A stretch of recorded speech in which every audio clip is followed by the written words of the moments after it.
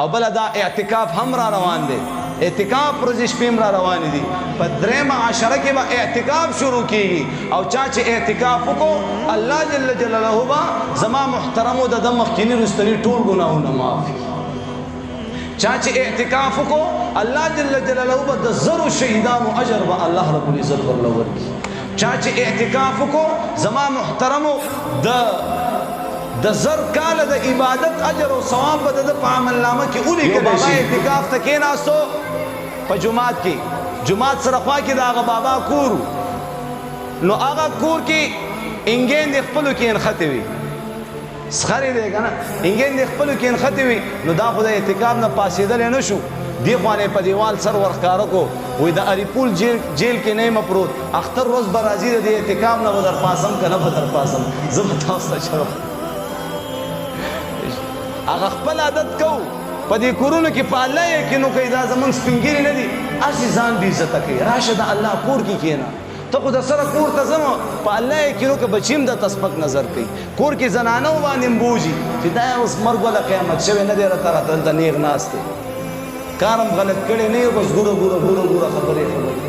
داسې ده که نه الله پاک قدردان ذات دی د الله کور ته راشه د الله میلمه شه زما عزتمندو قرآنونه ختموه تسبیح پیدا کا ذکرونه کوه دعاګانې کوه بس دا وخت ختم دی ته اوس الله الله کوه جومات کې خپل الله راضي کا د الله د رضا دپاره چې کوم ملګري تیار دي او په زړه کې خواهش دی د دنیا دا کارونه دا به یا پوره کېږي یا به نه پوره کېږي موږ څه ویو یاره اعتکاف ته کښېنم خو لاسیټ نه یم لاسیټ نه یم بل کال به کښېنم یار دا چل دی هغه چل دی لاسیټ نه یم لاسیټ نه یم لاسیټ نه یم یو روژه بله روژه بله روژه بله روژه ګړز وفات شي چې وفات شي قبر کې کېږدي وایي ښي طرف ته قبلې طرف ته وله مخ واړوئ چې قبلې طرف ته وله مخ تاو کړي وایي اوس سیټ شي اوس دې خاورې را واچوه نو موږ به هله سیټ کېږو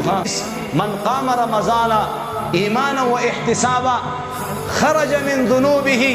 کیوم ولدته امه حدیث کې راځي جناب محمد رسول الله فرمایي چې په دې ورځو شپو کې چا تراویح وکړي تراویح ګورئ دا یو ختم چې تاسو کوم وکړو نو دا یو سنت ادا شو دویم سنت زما او ستا په سر پاتې دی تراویح دي نو انشاءالله ټوله روژه به تراویح کوو ټیک ده که نه په تراویح کې قرآن مجید تا ولوستلو نو الله جل جلاله با په یو حرف باندې تعالی سلنے کے درکللی په یو حرف باندې او زه تاسو ته وایم د قرآن مجید حروف 3,23,000 موبایل لا واخله دا حروف دي 16 ضرب ورکو